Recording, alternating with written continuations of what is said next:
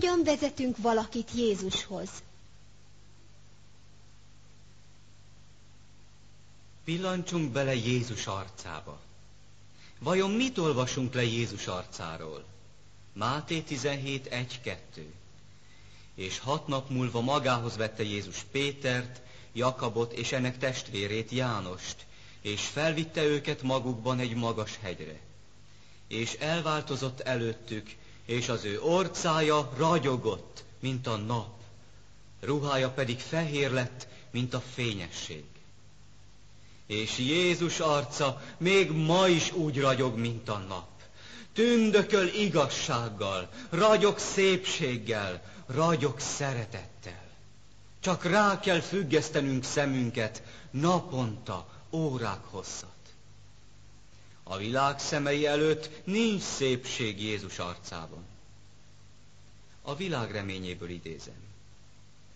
Kifejezésének szépsége, jellemének kedvessége és szeretete, amely pillantásában és hangjában kifejezésre jutott, minden egyes embert magához vonzott, aki a hitetlenségben még nem volt megkeményedve. Ha Jézus nem bírt volna ilyen szeretetteljes, együttérző lelkülettel, mondja Égévágy tovább, amely minden pillantásából, minden egyes szavából áradt, akkor nem vonta volna magához a nagy embertömegeket. A lesújtottak és a szenvedők, akik hozzájöttek, érezték, hogy Jézus érdeke egy az ő érdekeikkel, mint egy hűséges, gondoskodó barátnak. Többet kívántak tudni az igazságból, amit tanított. Valóban elközelített hozzájuk a mennyek országa.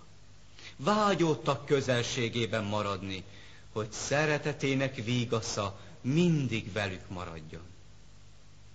Ugyanezt érzik embertársaitok is, ha veletek vannak. Olyan szeretetet sugároztok, hogy alig várják már, hogy újra láthassanak titeket. Alig várják, hogy elmondjátok nekik, hogy honnan kapjátok ezt a nagy szeretetet és igazságot. Itt kezdődik a bizonyságtevés, nem a Biblia szövegekkel. Először Jézus szeretete, Jézus jelleme kell, hogy ragyogjon belőletek, minden szavatokból, minden pillantásotokból. Itt kell ezt elkezdeni. És ez csak akkor történhet meg, ha naponta órák hosszat néztek Jézus arcába. Én sem tudnék prédikálni, ha nem néznék naponta 3-4 órát Jézus arcába. Nekünk, adventistáknak olyan szeretetet kell sugároznunk magunkból, hogy az emberek szíve megolvadjon. De ezt nem tudjátok megtenni, ha nem töltötök el időt vele. Úgy meg kell tanulnunk Jézusról beszélni, hogy ezt mondják az emberek. Ilyen szépet még soha életemben nem hallottam. Ha hitetlenek az Isten szeretetét látni fogják bennünk, akkor ezt fogják mondani. Most már tudom, hogy hova fogok én menni egyszer. Most már tudom, hogy ki vár én rám a mennyben. Egy olyan Isten, aki úgy szeret engem, mint ahogy te szeretsz. Ezért imádkozott Jézus János 17, 22, 23 és a 26. versei szerint. És én azt a dicsőséget, amelyet nékem adtál, ő nékik adtam, hogy egyek legyenek, amiképpen mi egy vagyunk. Én ő bennük, és te én bennem. Hogy tökéletesen egyé legyenek, és hogy megismerje a világ, hogy te küldtél engem, és szeretted őket, amiként engem szerettél. És megismertettem ővelük a te nevedet, és megismertetem, hogy az a szeretet legyen ő bennük, amellyel engem szerettél, és én is ő bennük legyek. És a mi modern korunk profétája ezt mondja. A gyülekezet a Krisztus kegyelme gazdagságának az őrhelye. A gyülekezet által mutatja be Isten a mennyei fejedelemségek és hatalmasságok előtt szeretetének utolsó végérvényes kibontakozását. Krisztus példázataiból idézem. Az irgalom fényének utolsó sugarai, a kegyelem utolsó üzenete, amelyet Isten küld a világnak, az az ő szeretet jellemének a kinyilatkoztatása. A szeretet tehát nem csak a szombat. Azt hiszük, hogy a legfontosabb az, hogy elmondjuk az embereknek, hogy a vasárnap nem az igazi ünnepnap. Teljesen helytelen. A.G. White egy egész könyvet írt erről, Evangelizálás cím alatt, ahol ezt mondja. Kérlek, ne a szombatról beszéljetek az embereknek. Nem ez a legfontosabb. Először jön az Isten kegyelme, az Isten szeretete, az Isten igazsága, hogy mit jelent megtérni, újjászületni, mik a Szentlélek gyümölcsei, mit jelent egy megváltozott élet, mi a megváltási terv, egy tucat más dolog van, mielőtt a szombathoz jönnénk. De mi azt hiszük, hogy az egész világ elvesz, mert a vasárnapot ünnepli. Értelmetlenség. Emberek milliói fognak a mennybe ott lenni, akik a vasárnapot ünnepelték. A vasárnap most még nem a fenevad bélyege, hanem majd akkor válik azzá, amikor halálbüntetés mellett törvénybe lesz iktatva. Nem jól csináljuk, megemészhetetlen igazságot adunk az embereknek. Először ezekkel a nagy témákkal kell elkezdenünk, és amikor látjuk, hogy megértek arra, akkor elmondjuk nekik a szombatot is, mielőtt megkeresztelnénk. Az csak természetes. Egyetlen embert sem keresztelnék meg, mielőtt el nem magyaráztam neki minden adventi igazságot. Mert ma van legalább 300 féle vallás, amik mind ezt állítják. Ez az út a mennybe, itt van az igazság, itt van az igazság. El kell mondanunk mindent annak, akit keresztségre előkészítünk. Aztán megcsinálhatja a költségvetést, és dönthet, hogy megéri-e neki mindezt elfogadni, vagy nem. Nem lehet csak egy néhány dolgot elmondani, és azután vízbe meríteni, és aztán tovább folytatni. Ja, most még azt is el kell neked mondanom, hogy még ezt meg azt is hisszük. Akkor ezt mondaná. Ja, ha előbb mondtad volna, akkor sohasem keresztelkedtem volna meg. És akkor elmegy, és soha többé nem jön vissza. Mi túl könnyűvé akarjuk tenni a Krisztus követését.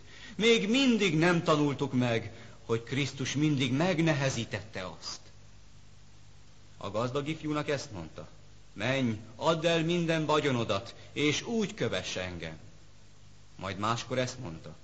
Aki én utánam akar jönni, tagadja meg magát, vegye fel az ő keresztjét minden nap, és úgy kövessen engem. Egy másiknak így szólt. A rókáknak barlangjuk van, az égi madaraknak fészkük van, és az ember fiának nincs hová fejét lehajtania. Valaki azt mondta neki.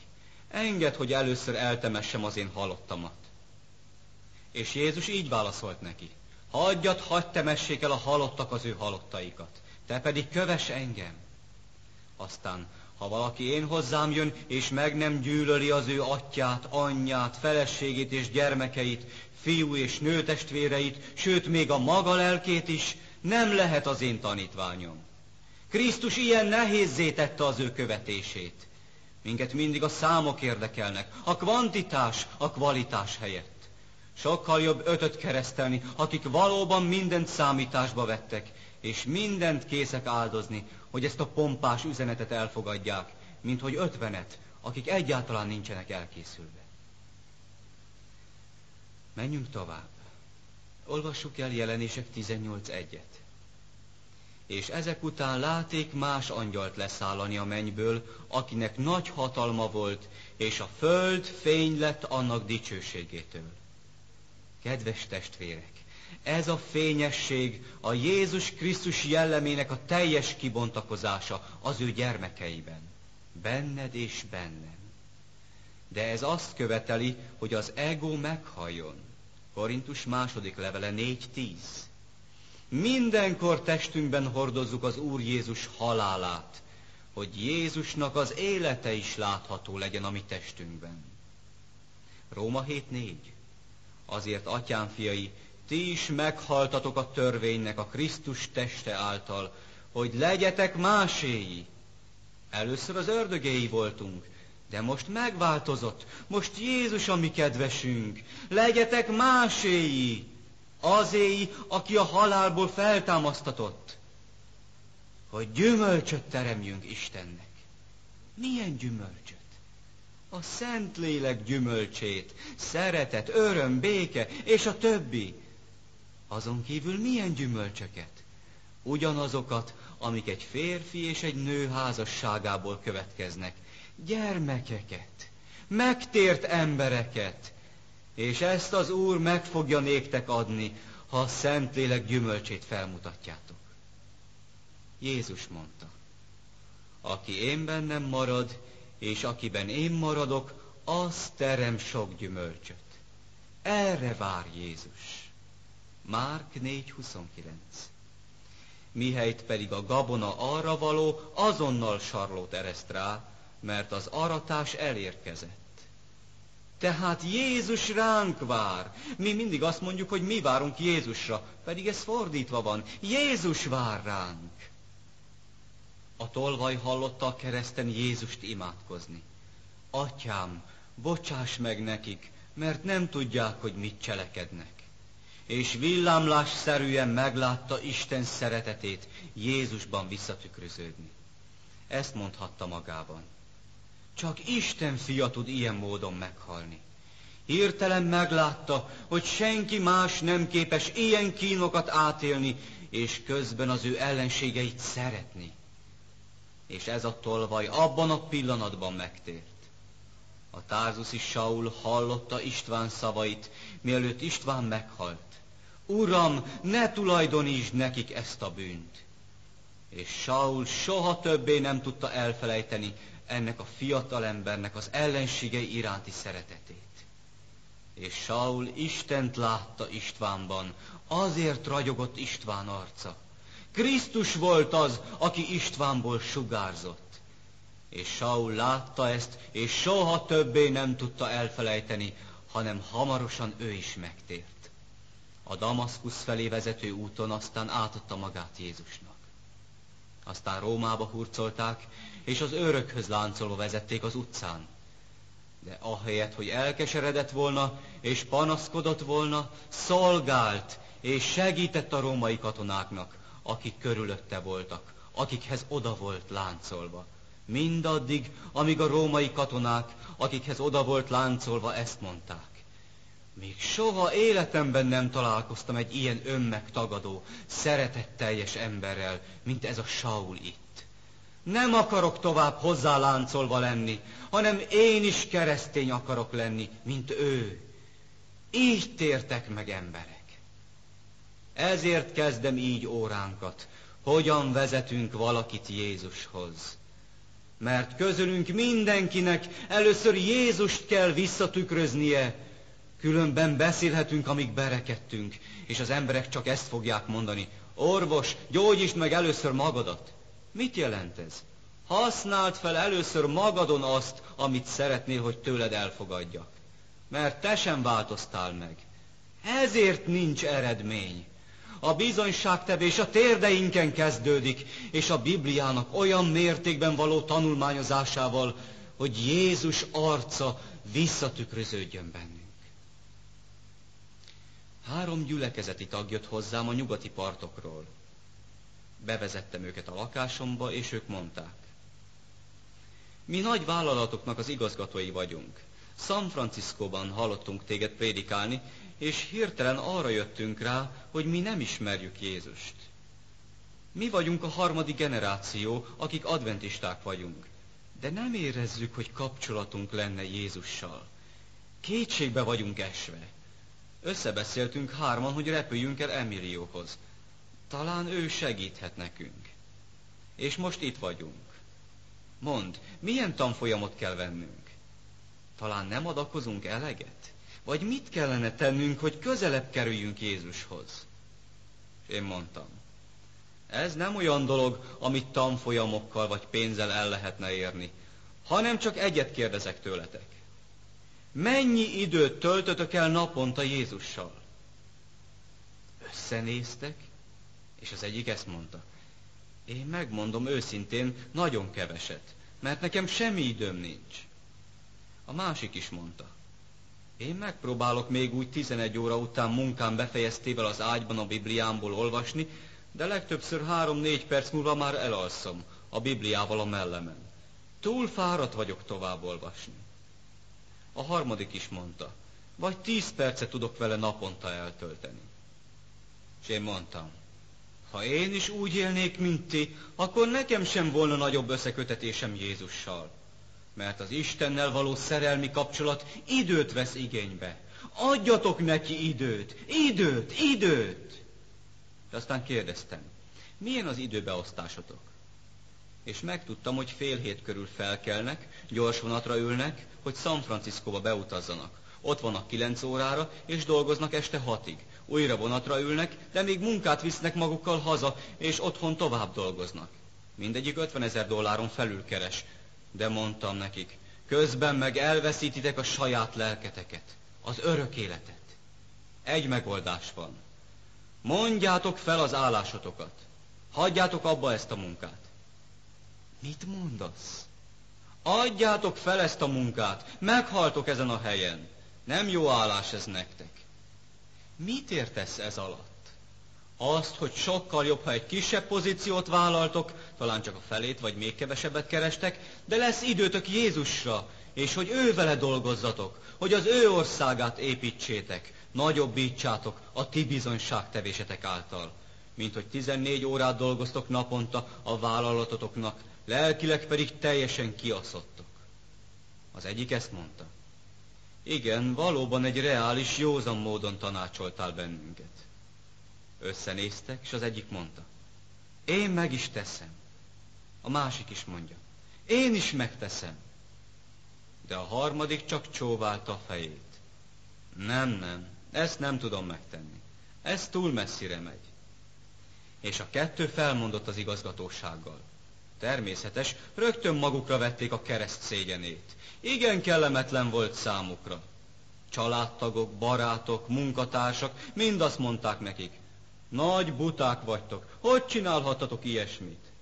De ők szívesen magukra vették a kereszt szégyenét, mint Mózes, aki megvetette Egyiptom trónját, és szívesen magára vette Krisztus szégyenét. Tehát ketten elfogadták a tanácsot, és kisebb pozíciót vállaltak, ahol csak 18 000 keresnek. 1,5 év múlva újra találkoztam velük, és ahogy beszéltem velük, csak úgy ragyogtak a boldogságtól. Mind a kettő órák hosszat tud eltölteni Jézus Krisztussal. Bizonyságot tesznek, missziómunkát végeznek, házakhoz járnak esténként, és bibliaórát adnak. Az egész család boldogabb, mert az Apa Krisztussal és a Szent Lélekkel van betöltve. A harmadik, amelyik nem adta fel a pozícióját, az ugyanolyan boldogtalan, mint annak előtte. Nincsen élet benne. Ó, az igaz, hogy még mindig gyülekezeti tag, de halott. Az egész életen át ülhetsz minden szombaton a gyülekezetben, holtan. Krisztus nem azt akarja, hogy vallásos emberek legyünk, hiszen vallásos emberek ölték meg őt, hanem azt akarja, hogy összetört, lélekkel megtelt emberek legyünk, és nem vallásoskodók. Csodálatos műanyag virágot tehetsz a vázába, de ahogy közel mégy hozzá, látod, hogy halott, élettelen. Közülünk is sokan úgy néznek ki, mint azok a műanyag virágok, külsőleg szépek, de lelkileg, belsőleg halottak. Az én célom ezzel a prédikációval nem az, hogy gyülekezeti tagokká tegyelek titeket, hanem hogy a mennybe jussatok. Az a célom, hogy ott láthassalak titeket a kristálytengernél. Ezért muszáj nektek az igazságot mondanom, úgy, ahogy van. Jeremiás mondta, keresel nagy dolgokat, fontos dolgokat magadnak.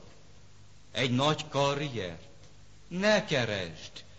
Vészt hozok az egész emberiségre. Ítélet jön hamarosan, üldözés jön, mondja az Úr. De életedet zsákmányul adom néked, mert hűséges maradtál hozzám. Ma nincs itt az ideje, hogy nagy dolgokat pályázunk meg, hogy igazgatók, elnökök, alelnökök legyünk, óriási fizetésért. Nem, ennek nincs itt az ideje, hanem hogy lelkileg megerősödjünk, és időt vegyünk Jézusra, és időt vegyünk fele barátainkra, hogy szolgáljunk nekik, mint Jézus, mint Pál, mint János, és ahogy Jézus összes tanítványai is tették.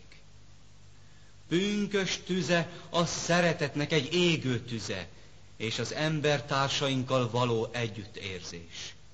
Pünkös tüze egy pásztornak az igazi öröme, aki elveszett bárányát megtalálta, aki szívesen áldozott a magáiból, mert sokba került neki az elveszett bárány után menni.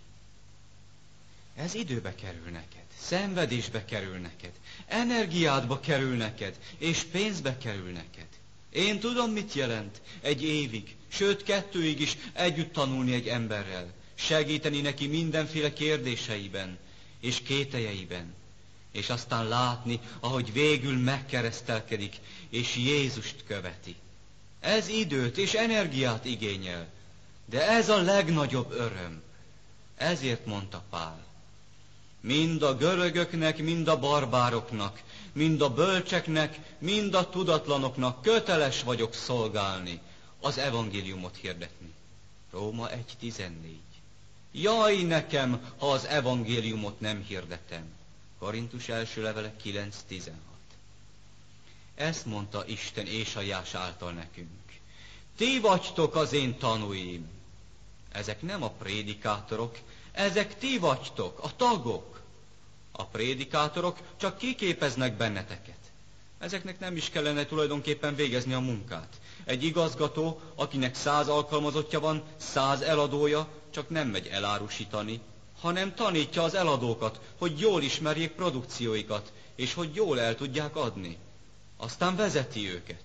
Itt-ott elmegy egyikhez másikhoz segíteni, bevezetni, kikorrigálni, megjavítani a metódusát. A prédikátor ezért van. De a mi gyülekezeteinkben egy válaszfal van a prédikátorok és a tagok között. Mindent neki kell csinálni. Más egyházakban jobban összedolgoznak. Úgy állnak egymás mellett kéz a kézben. A laikusok hozzák be az embereket, és nem a prédikátorok. Nem hagyatkoznak az evangélistákra, hanem majdnem minden laikus tag kész evangélista. Igen, nekünk nehéz igazságunk van, sokrétű tudásra van szükség. De épp ezért vegyetek időt rá, hogy kiképezzétek magatokat, mert ti vagytok az evangélisták. Hiszen a hétköznapi életetekben emberekkel találkoztok, akiket Krisztushoz kell vezessetek, és a gyülekezetbe. De erről még beszélünk. A.G. White látta, és le is írta. Gospel Work, 308-as oldal.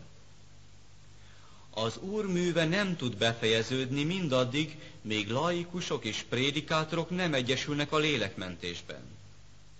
A mintaképet Jézus adta nekünk. 12 egyszerű embert választott ki, és kiképezte őket, hogy a legbefolyásosabb bizonyságtevőké lettek a világon. És Jézus időt fordított rájuk. A maga tudását adta nekik, az ő szeretetét, bizalmat adott beléjük, és az ő életét adta nekik. Kiküldte őket a munkába, és az első században az egész világ fény lett az igazság világosságától. Rádió nélkül, televízió nélkül, nyomtatott bibliák nélkül.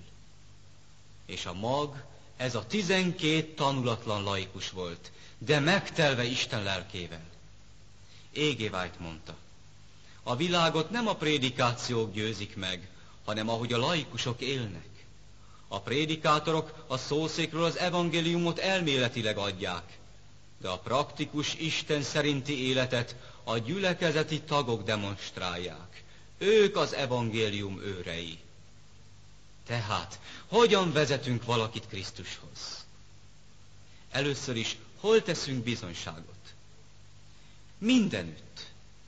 Ha be vagy töltve Szentlélekkel és Isten szavával, ha ismered Isten szavát, akkor az Úr fog hozni embereket az életedbe, és ezt mondja: beszélj, tegyél bizonyságot. Úgy, mint Filippel történt, aki be volt töltve Szentlélekkel, és az angyal a Gázába vezető útra küldte, ahol Etiópia pénzügyminisztere utazott, aki az Ézsaiás könyvét olvasta, az 53. részét. És azt mondta az Úr Filippnek: beszélj rólam neki. És ő oda csatlakozott a kocsihoz, és elmagyarázta, hogy az a rész Jézus Krisztussal kapcsolatos, mert ő a messiás. És ahogy a komornyik ezt megértette, megkeresztelkedett. Az Úr tehát rögtön fog hozni valakit az életedbe, akit ő már elkészített, és összehoz vele. Például ez történt velem. Éppen le akartam feküdni az egyik este. Úgy éjféltáj lehetett, amikor csörgött a telefon. Pepper a nevem. És most jöttem vissza 2 fiatal barátommal Afrikából. Most rögtön szeretnék veled találkozni. És én kérdeztem, honnan kaptad a nevemet? És ő mondta, 4 éve, hogy elhagytam a várost, ahol te élsz. Elkalandoztunk. Apám egy nagy gyárnak az igazgatója. És én nem tudtam elviselni ezt a nagy jólétet, ezt a materializmust. És így 4 évig Észak-Afrikában éltünk, 3 fiú, egy lánnyal. Nem csináltunk egyebet, mint kábítószereket próbáltunk szerezni mindenfelé. Nagy mennyiséget hoztunk még vissza magunkkal. De amint Kanadába érkeztünk, egy kis fehér gyülekezetre bukkantunk. Bementünk, gondoltuk, nézzük már meg, mit tanítanak a keresztények. Ott ültünk az utolsó sorban, és egy csodálatos szép prédikációt hallottunk Jézus Krisztusról. És az óra végén megkérdeztük a prédikátort, nem tudna-e minket tanítani? És ő mondta, nagyon sajnálom, 2 óra múlva indul a gépem, nem tudom megtenni. De hol laktok? És mi mondtuk, New Canaanben, Canadienben. És meglepődve mondta, New Canaan, ott lakik az egyik barátom, Emilio. Menjetek vissza, ahol laktok, és hívjátok fel őt. Ja, pont most érkeztünk, éjfélkor. Tudsz tanítani minket? Azonnal felöltöztem, és elmentem hozzájuk. Egy csodálatos villa előtt ott állt az anya, az apa pizsamában, köntösben, könnyek között, hogy fiúk visszajött, akiről már 4 év óta még csak hírt sem hallottak, hogy egyáltalán éle még, vagy mi van vele. Ott álltak mind a 4-en, hosszú hajjal, indián öltözetben, és úgy bűzlöttek, mintha 4 éve még csak nem is fürödtek volna. A kábítószer megviselte őket, de a szemükben egy óriási éhséget láttam az igazság iránt. És ekkor elkezdtem nekik elmondani a megváltás történetét, nagy lépésekben. Édentől Édenig, amit ti is ismertek talán már a kazettákról. Úgyhogy éjjel 2 órakor ott térdeltünk, és átadták magukat Jézusnak. A szülők nem. Ők csak nézték, ahogy ez a 4 fiatal ott térdel könnyek között, és Jézus szívükbe zárták. És aztán mondták, nézd, mi természetfiai vagyunk. Nem akarjuk, hogy egy lakásban taníts minket. Vigyél ki minket a szabadban, a természetbe. Így tehát minden nap 3 órát mentem ki az erdőbe, patakok és virágok közé, Bibliámmal a kezemben, és ott a fák alatt tanítottam őket. 1 hét múlva eltűntek az indián öltözetek. És kérdeztem, mi történt az indián ruháitokkal? Elégettük őket, normális ruhákat vettünk.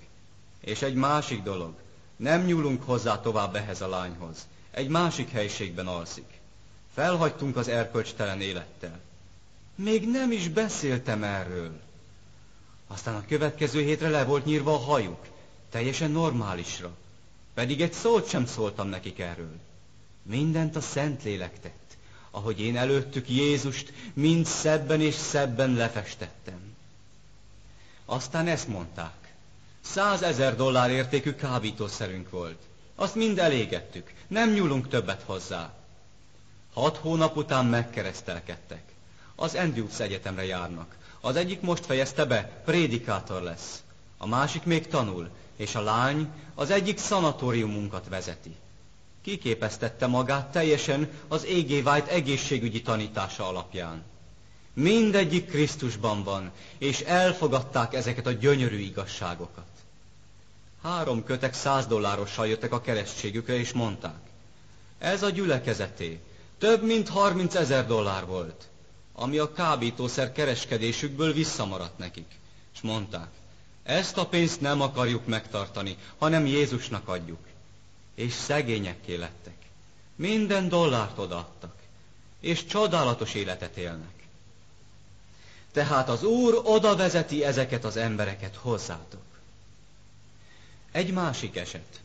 Minden péntek reggel elutazom valahová a hétvégére prédikálni. Egy nagy 9 személyes Buick limuzinnal szoktam New York körül a Kennedy repülőtérre menni. Egyszer egy fiatal szőke nő ült mellettem, és én elkezdtem vele beszélgetni. Elmondta, hogy egy IBM matematikai komputeren analizátor, és San Franciscóba megy az IBM-nek egy gyűlésére. Én meg elkezdtem neki a gyermekeimről beszélni. Legtöbbször a gyermekeimmel kezdem a bizonyságtevést. Elmondom, hogy milyen egy keresztényi életet élnek. Teljesen el volt ragadtatva, és mondta: most házasodtam egy évvel ezelőtt, és remélem hamarosan lesz gyermekünk, és bizony elgondolkoztam, hogy fogom én azt a gyermeket nevelni ebben a zűrzavaros világban. És most találkozom önnel, akinek 6 ilyen csodálatos gyermeke van. Mondja el nekem, mi a titka annak, hogy ilyen finom, ilyen tiszta gyermekei vannak? És én mondtam, 3 dolgot tanítottam velük. Klasszikus zenét, mindegyik játszik. Aztán sportot, és harmadszor Jézus Krisztust, Istent mutattam be nekik. És ő mondta, sportot? Azt én is meg tudnám tenni. Zongorát is. De Jézusról nem tudnék beszélni, mert magam sem ismerem Jézust. Mondja már, hogyan csinálta azt? És én elkezdtem neki elmondani a megváltási tervet. Beszéltem, és látom, hogy a többi utasoknak az újságjai a kezükkel együtt leereszkedik. És ők is mindent hallottak, amit én ennek a fiatalasszonynak elmondtam. Soha nem szabad szégyelni Jézusról beszélni. Ahol csak vagy. És 1,5 órát beszéltem Jézusról. A valóságban mind a 8 utasnak, de tulajdonképpen ennek a fiatal hölgynek. És amikor megérkeztünk a repülőtérre, ezt mondta: most már tudom, miért kellett nekem ezt a limuzint választanom. Ugyanúgy fogom én is csinálni, mint ön. Az én gyermekeim is olyanok kell, hogy legyenek, mint az öné. Hol van az ön gyülekezete? És el is jött az azt követő szombaton, és most készül a kerességre. Ahová az ember csak megy, mindenütt talál Jézus után vágyakozó embereket.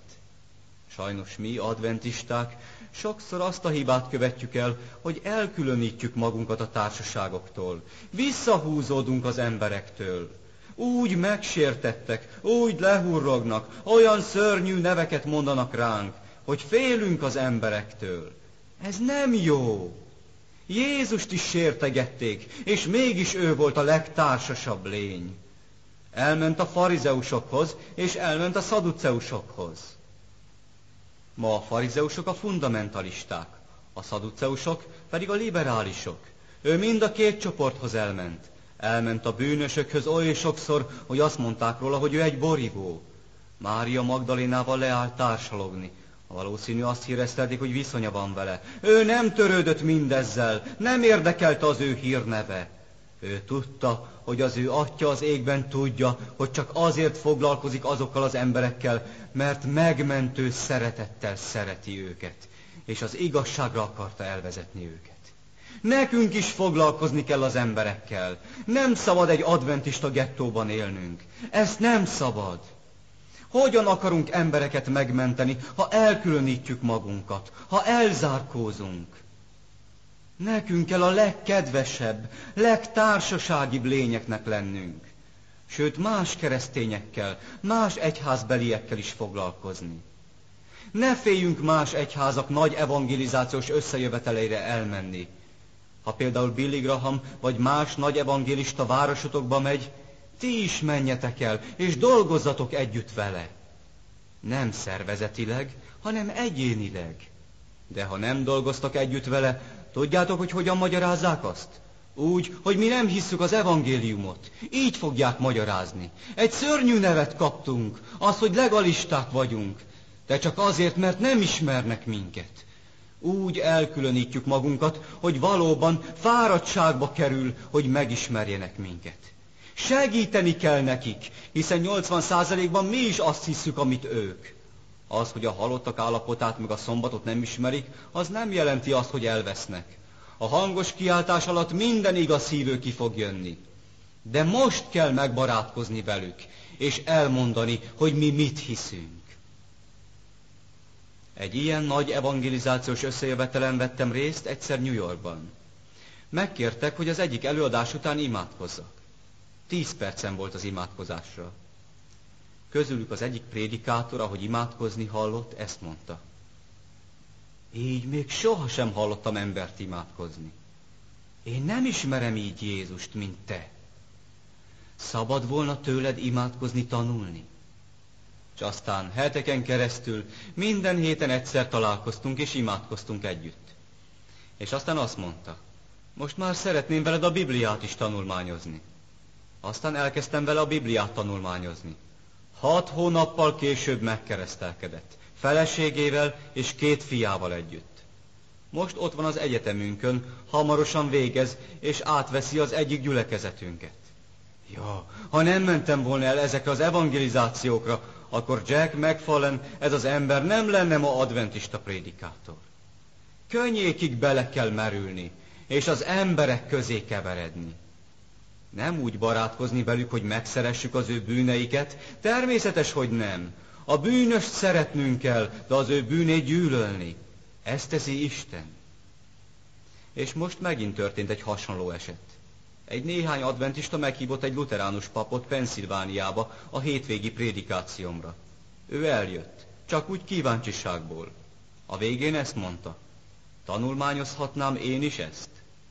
Aztán Zolman testvérrel és én velem tanult, és épp most keresztelkedett meg. Megy az Andrews Egyetemünkre, hogy a mi gyülekezetünk prédikátora legyen. Le kell ereszkednünk az emberekhez. Sok tapasztalatot tudnék elmondani. Ha az Isten lelke lakik bennetek, akkor még csak nem is kell keresni az embereket, mert az Úr oda küldi neked, és minél jobban fel vagy készülve, annál jobban tud használni az Úr. Talán még egy történetet. Bill Gotthardnál voltam a közelmúltban. Bill Gotthard a második legnagyobb evangélista most Amerikában, 40 éves. Nem nősül meg, mert úgy gondolkozik, mint Pál apostol, hogy az egész idejét Jézusnak szenteli, az evangélium munkájára. És ez egy csodálatos elhatározás. Közülünk is többen megtehetnék ezt. Ma nincs itt az ideje, hogy nagy családokat alapítsunk. Ma annak az ideje van, hogy mindent belevessünk Jézus munkájába. Az Úr hatalmasan használja ezt az embert az ő művében. Bill Gotthard most ugyanolyan nagy, ugyanolyan fontos személy, mint Billy Graham. Az Egyesült Államok minden városában, stadionokban gyűjti össze az embereket. 30-tól 50 000 embert. És minden résztvevő $50 fizet egy hétre, és egy nagy gyűjtőmappát kap, amiben minden nap írott anyagban is megkapja a nap anyagát, vagy 10 lapot naponta. Úgyhogy egy hét alatt tele van a mappája. És ebben a könyvben gyakorlati keresztényi élet van lefektetve. Az egész heti programjának a mottója a fiatalok konfliktusai. És ez mind bibliai. Ha ő beszél, azt gondolnátok, hogy E.G. White beszél. Csoda szép! Úgy be van töltve Isten lelkével. Sok adventista is eljár ezekre az előadásokra. Azaz, sok adventista elmegy, mert a profétaság lelkének írásait nem olvassák. Azt gondolják, hogy olyan ismeretei vannak, ami nekünk nincs meg. Ez természetesen értelmetlenség, mert ha valaki közülünk a profétaság lelkének írásait ismeri, akkor Bill Gotthard nem tud neki újat mondani. De sajnos Amerikában is, ahol White testvérnőnek az összes könyvei megvannak, nem olvasnak könyveket a gyülekezeti tagok. Nagyon szomorú. De jól van, csak menjenek Bill Gotthardhoz, és hallgassák, akkor majd étvágyat kapnak, hogy E.G. White-ot olvassák. Az egyik előadása végén az egyik testvérnőnk odament hozzá, és mondta: Gotthard úr, éppen most mondta ön, hogy ha a Szentlélek egy új világosságot vet a Bibliára, akkor ön elfogadná azt. Igen, ez így igaz, mondta ő. Ekkor elővette a testvérnő az én telefonszámomat, és mondta neki: kérem, hívja fel ezt az embert, ő fog adni önnek új világosságot. És ez a kedves Bill Gotthard bement az egyik hátsó terembe, és rögtön fel is hívott engem. Csörgött a telefonom New Yorkban az irodámban. Itt Bill Gotthard. Majd hanyat estem a meglepetéstől. Egy néhány pillanatra szeretnék önnel beszélni. Itt van egy adventista asszony, aki azt mondja, hogy önnek új világossága van. És én mondtam, először azt szeretném megtudni, hogy miről akar új világosságot nyerni. És az én nagy csodálkozásomra ezt válaszolta. A szombatról. Aztán mondja tovább. Épp most van egy jó elgondolásom. Elhatároztam, hogy egy híd leszek az ortodox, protestáns, evangélikusok és az adventisták között. És én kérdeztem, mit ért az alatt, hogy híd lesz? Ja, arra jöttem rá, hogy a szombat a nyugalom napja, és a vasárnap az istentiszteletnek a napja. Azt akarom írni tehát az új brossúrámban, amit milliós példányszámban tervezek kinyomtatni, hogy az evangéliumi keresztények ne dolgozzanak szombaton, de vasárnap menjenek a templomba. És azt mondom minden adventistának, hogy zárják be gyülekezeteiket szombaton, és vasárnap menjenek a gyülekezetbe. És én mondtam, Bill Gotthard, kérlek, ne nyomtasd ki ezt, mert ez nem bibliai. Csak a pénzedet dobod ki az ablakon, ha ilyet kinyomtatsz. És rögtön adtam neki egy néhány bibliaszöveget, amely világosan igazolja, hogy a szombat a nyugalomnap, és a gyülekezésnek is az ideje, az Isten imádásnak az ideje, és hogy a vasárnapnak semmi köze ehhez. A hét első napjának nincsen semmi köze az Isten imádathoz. És ő mondta, most nincs több időm, de később még felhívlak. És ezután még kétszer, fél órát beszéltem vele telefonon. És ő mondta, most már úgy meghoztad az étvágyamat, hogy szívesen találkoznék veled. El tudnál jönni 3 hét múlva Illinoisba, egy egész napra?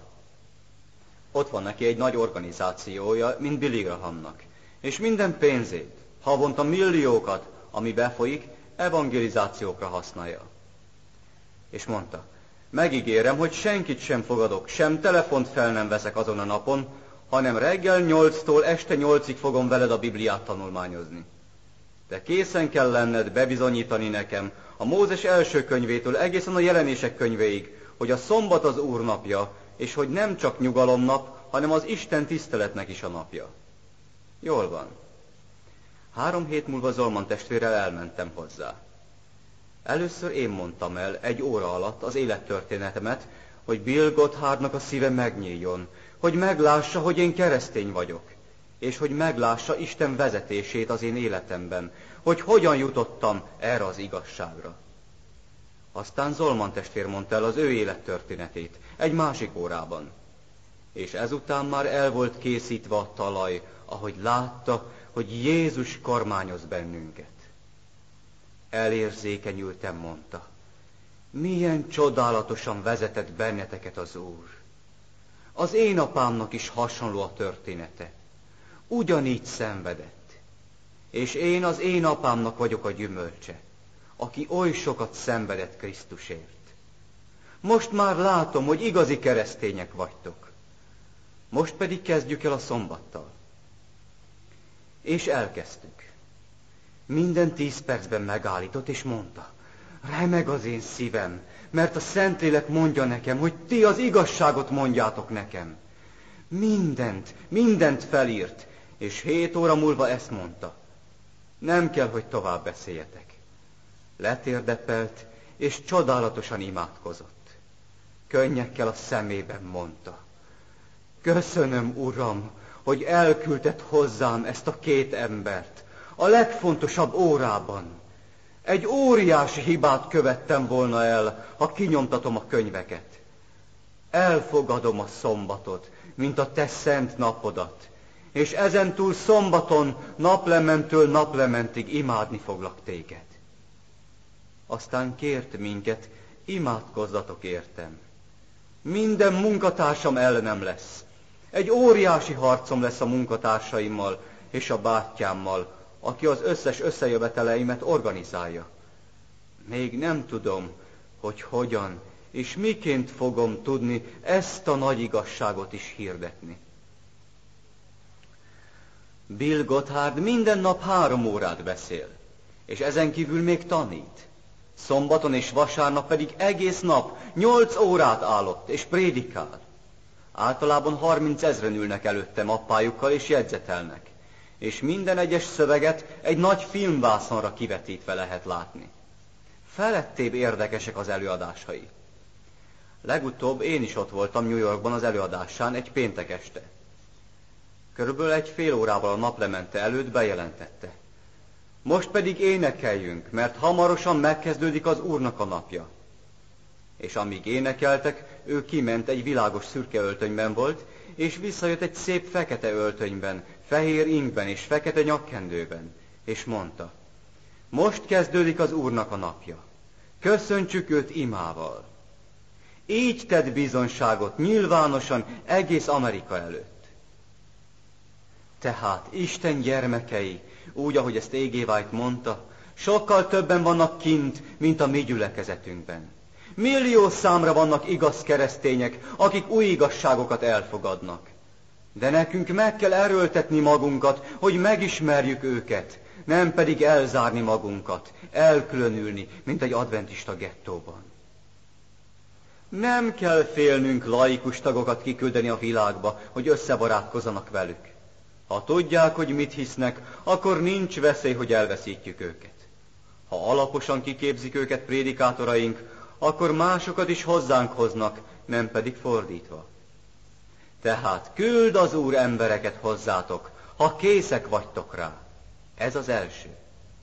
Másodszor, nektek kell kezdeményezni. Hogy hol? A legideálisabb az otthonaitokban. Az otthon a legtermészetesebb hely a bizonyságtevésre. És hogyan? Másodszor, nektek kell kezdeményezni. Hogy hol? A legideálisabb az otthonaitokban. Az otthon a legtermészetesebb hely a bizonyságtevésre. És hogyan? Megtérésem után 1953-ban, mivel hogy egy kereszténnyel voltam összeházasodva, feleségem és én megegyeztünk, hogy házunkat az evangelizálás központjává tesszük. Általános irányvonalként vehetjük, hogy lehetőleg mindenki a maga nívóján végezze a bizonyságtevést. A kézműves a kézművesnek, a művész a művésznek, a mérnökök a mérnököknek, és így tovább. Mivel hogy én akkor egy vezető pozíciót töltöttem be, és feleségem miatt a gazdagok között éltem, az Úr ezt mondta nekem. Ja, én a gazdagokat ugyanúgy szeretem, mint a szegényeket, tehát missziózzál a gazdagok között. Munkám folytán és feleségem által a gazdagok százaival ismerkedtem meg. Feleségem és én megbeszéltük, hogy ő is, meg én is, akikkel naponta megismerkedünk, felírjuk a címüket, és havonta egyszer felhívjuk őket telefonon, és ezt mondjuk. Emlékszik, hogy ekkor és ekkor találkoztam önnel, és most szeretném meghívni önt feleségével együtt a következő csütörtök estére, vagy éppen amikorra. Szeretném meghívni vacsorára, úgy 6 óra körül. És a vacsora után egy lelki hangsúly is lesz. Néhányan megkérdezik, mit ért ez alatt lelki hangsúly? Ja, majd kitalálja. Ez egy meglepetés, nagyon érdekes lesz. Még soha senki sem utasított vissza emiatt, hogy ezt mondtam, lelki hangsúly. Aztán 6 órakor jönnek. Körülbelül 25 párt hívtunk meg egyszerre, általában tehát vagy 50 embert. Nekünk egy hatalmas szobánk van, és a feleségem egy óriási nagy asztalt megrakott mindenféle szendvicsekkel és ételekkel, természetesen olyasmikkel, amit kézben is el lehet fogyasztani. Persze ezek világi emberek, egyik káromkodik, szivaroznak, cigarettáznak, vicceket mesélnek, de ez minket nem zavar, mert ezek világi emberek. Keresik a viszkit, azt természetesen nem találnak, de az nem számított, mert a feleségem egy igen finom puncsgyümölcsöt tud készíteni, ami sokkal jobban ízlik, mint a viszki. És körülbelül 1 óra múlva ezt mondom. Most pedig, kedves barátaim, mint ahogy mondtam, egy lelki hangsúly következik. Átmegyünk a zeneszobába. Feleségem és én mindketten zenélünk és énekelünk egy néhány éneket zongora kísérettel. Most pedig következik a lelki hangsúly. Ott ülnek mindnyájan és feszülten várják, hogy mi fog következni. Ekkor ránézek egy másik üzletemberre, aki szintén keresztény, és akit egy néhány nappal azelőtt megkértem, hogy tegyen bizonyságot ezen az estén. És ezek általában ismert, híres üzleteknek, gyáraknak a vezetői, mint Roger Hall, egy közigazgatási elnök, vagy Hugh Macmillan, a Coca-Cola elnök helyettese, mind ilyen nagy emberek, akik a társadalomban ismeretesek, és keresztények, hívő, újjászületett keresztények. És most felkérem őt. Roger, mondd el, kérlek, mit tett érted Jézus? Roger elkezd járkálni, sétálni a szobában fel és alá, és egészen egyszerűen a saját szavaival, minden tudományos szöveg, minden teológiai komplikáció nélkül elmondja, hogy hogyan formálta át, és hogyan forradalmasította Jézus az ő életét. A cigaretták és a szivarok szinte kiesnek a szájukból ezeknek a világi embereknek. Csak néznek feleségükre, és mondják, ilyen valamit még sohasem hallottam. Mert álmélkodnak, hogy nagy üzletemberek mernek társaságban nyilvánosan Krisztusról beszélni, és nem szégyellik. Ez valami új.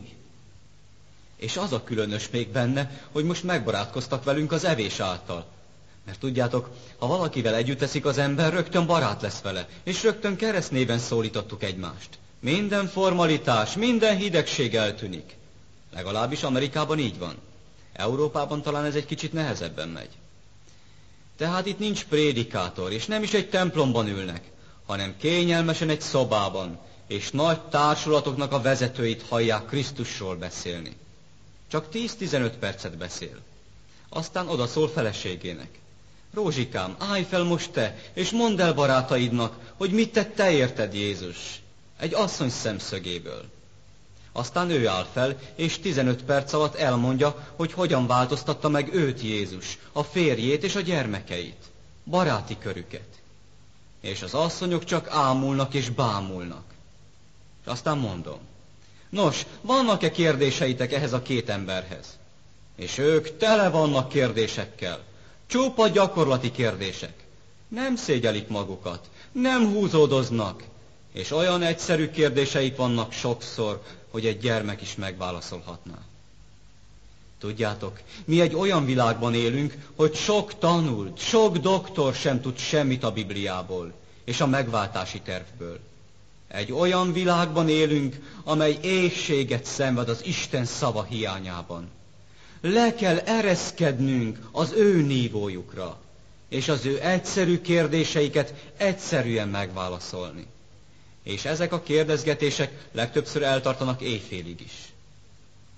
Aztán ezek a világi emberek teljes szívükből megköszönik a vendéglátást, és ezt mondják. Ez volt a legszebb este évek óta, amit megértem. És én mondom nekik. Nos, ha ez olyan szép volt, akkor én meghívlak benneteket minden szerda estére.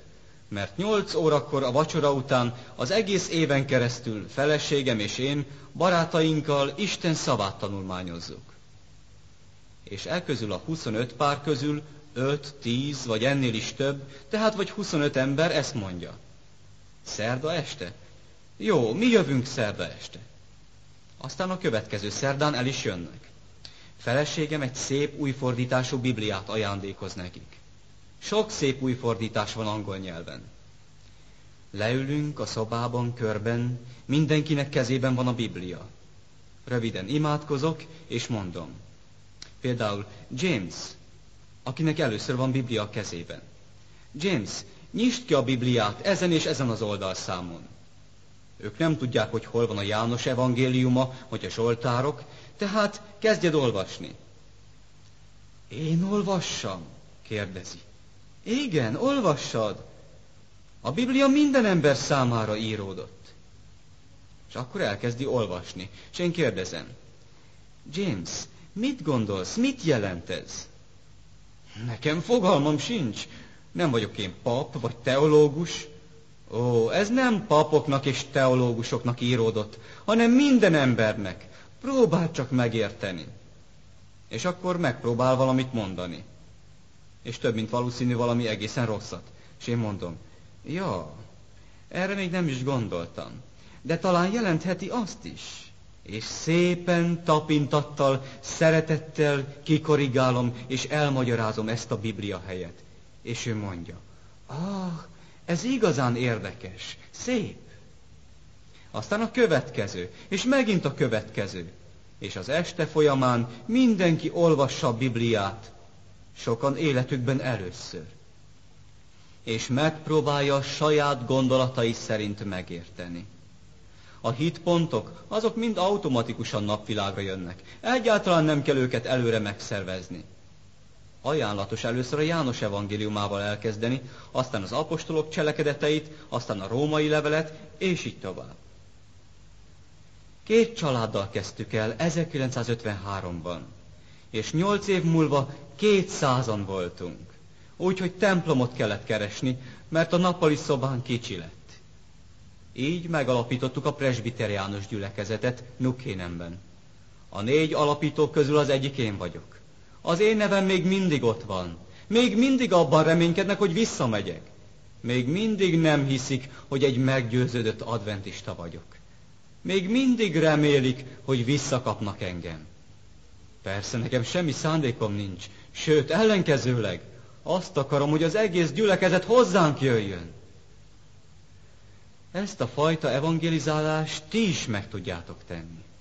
Az nem számít semmit, hogy gazdagok vagytok, vagy szegények. Van egy lakásotok, ahol egy egyszerű vacsorát felkínálhattok. Az a cél, hogy megbarátkozzatok az emberekkel, és megnyissátok a Bibliát, hogy szeressétek őket. Ezt mindenki megteheti közületek. Ezt mondja az Úr. Ti vagytok az én tanúim. És ha ezt mindnyájan így végeznétek havonta, akkor gyülekezeteitek mind kicsik lennének, és másikat és nagyobbakat kellene építeni. De sajnos mi mindig hivatásszerű evangélistákra várunk, hogy ők csinálják ezt a munkát. Amíg ti ezt nem teszitek, amíg ti nem dolgoztok, addig nem fejeződhet be a munka. Erre vár az Úr. Egy óriási laikus mozgalomra, aki missziózik, egy intelligens, diszciplinált és szeretetteljes módon.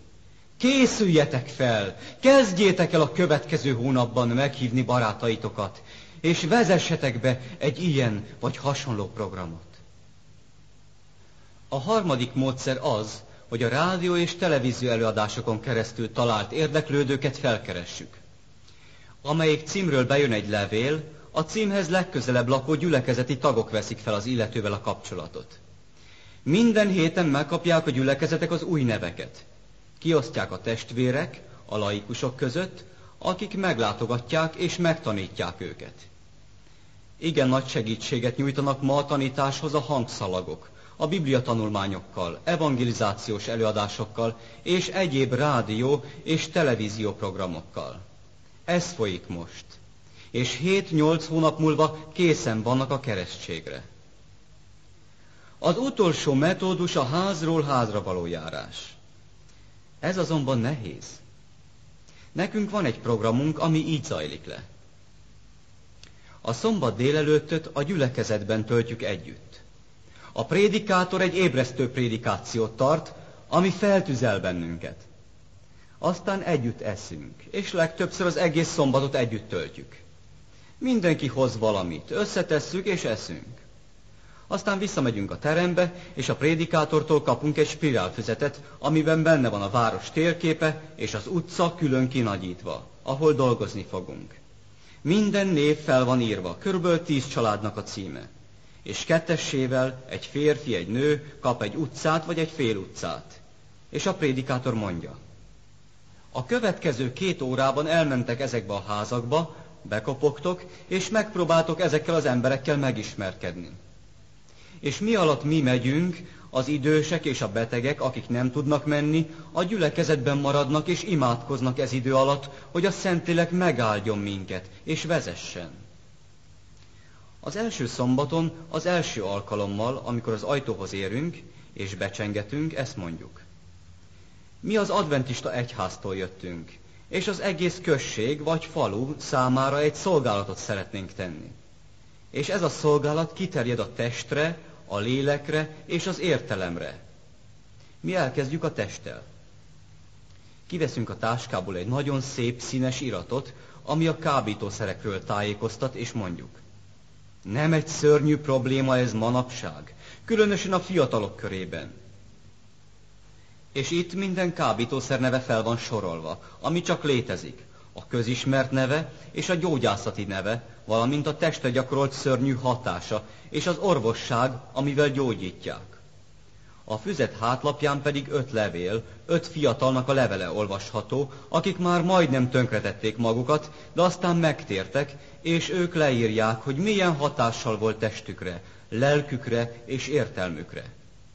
Az utolsó levél pedig egy apának a szomorú levele, aki eltemette a fiát, mert az egy túl nagy adag heroint injekciózott magába, és az apa szívet tépően kéri, hogy segítsenek a szülőknek, hogy a szülők tanulják meg a fiatalokat felvilágosítani. Odaadjuk nekik ezt az irodalmat, és mondjuk, olvassák el, kérem, és segítsenek a fiataloknak. Legtöbbször ezt a választ kapjuk. Csodálatos, nekem is van egy fiam, aki kábítószert szed, odaadom neki. Vagy a szomszédomban van egy fiú, vagy a rokonságban. Tehát mindnyájan elfogadják ezt az iratot, minden további nélkül. Aztán elköszönünk. Örülünk, hogy megismerhettük önt. Viszontlátásra. De hozzátesszük. Következő héten visszajövünk egy másik irattal. És a következő héten szintén egy színes irattal jelenünk meg, amely a mai stresszről ír, erről a hajszolt életről, erről a nyomásról, ami alatt mindnyájan szenvedünk. Óriási nagy a halálesetek száma szívszélhűdések következtében. Miért? Mert az üzleti életben oly nagy a nyomás, és itt le van írva, hogy hogyan lehet ezt kibírni. Ugyanis testi tevékenység által, mozgás által 4-5 kilométer gyalogolni jó levegőn naponta, és így tovább. Odaadjuk nekik ezt, és most sem próbálkozunk még hozzájuk bemenni. A harmadik héten is visszamegyünk, és a dohányzásról hozunk nekik iratokat. Megmutatunk nekik egy képet, egy rákos betegnek a tüdejéről, akit éppen operálnak. És ha valaki cigarettával jött éppen az ajtóhoz, akkor meghökken és rögtön kioltja a cigarettát. És ezt mondja, most éppen rajta kaptak. Aztán ezt az irodalmat is otthagyjuk. Amikor negyedszer megyünk, így beszélünk. Eddig a testtel foglalkoztunk, de most az értelemhez szólunk. Szabad lenne valamit elmagyaráznunk. És akkor ismét előveszünk egy iratot, ami a teremtéssel és az evolúcióval van kapcsolatban. Egy nagyon érdekes cikk van Darwintól, hogy mi, az ember, az állatoktól, a majomtól származunk. És akkor mondjuk, mi adventisták hisszük, hogy az Isten képmására lettünk teremtve. És a legtöbb idősebb ember rögtön ezt mondja. Csodálatos, örülök, hogy az adventisták is ezt hiszik, mert én is ezt hiszem. Adja ide nekem ezt az iratot, hogy odaadhassam a gyermekeimnek. Amikor következőleg megyünk, megkérdezzük. Na, hogy tetszett önöknek ez a könyvecske? Ó, rendkívüli módon. Szabad volna bemennünk önökhöz? Igen, kérem, jöjjönek csak be. Most jött el az ideje, hogy az evangéliumot hozzuk. Mert most már respektálnak téged. Látják, hogy egy kiképzett, tapintatos ember vagy, aki érdeklődsz az ő életük iránt. És most leülsz és mondod. Most a legfontosabbról szeretnék önnek beszélni. És abban a pillanatban elkezded mondani a megváltási tervet. Nem azzal kezdjük, hogy elmagyarázzuk, hogy a Biblia Isten szava, és isteni inspiráció után íródott. Nem! Ez körülbelül olyan buta dolog, mintha egy tolvaj, egy betörő éjszaka betört hozzád, és te fogod a pisztolyt, és ezt mondod. Most pedig bebizonyítom neked, hogy ezzel a pisztollyal meg tudlak ölni. Szétszedem neked, és bebizonyítom, hogy ez egy olyan pisztoly, amivel lőni lehet. Ez butaság! A legalkalmasabb pillanatban lőni kell, és nem szétszedni a pisztolyt. Tehát, ha egy ember ott ül, és hallani akarja az evangéliumot, akkor lőni kell rögtön bele a szívébe. És mivel? Az evangélium nyilával. És mi ez? Jézus a kereszten. Miért jött Jézus? Ez a legfontosabb. Én általában így kezdem. Tudja ön, hogy Istent megvádolták, és ítélet elé állították? Mi azt hiszük, hogy az emberiség áll ítélet alatt. Istent a legjobb barátja, Lucifer megvádolta, hogy ő egy kényúr, hogy szeretetlen, hogy igazságtalan, és nem méltó, hogy imádják őt. és ezzel az egész univerzumban kételyt szított, szakadást idézett elő. Nem csatlakozott ugyan hozzá minden lény, de az egész univerzum félni kezdett Istentől.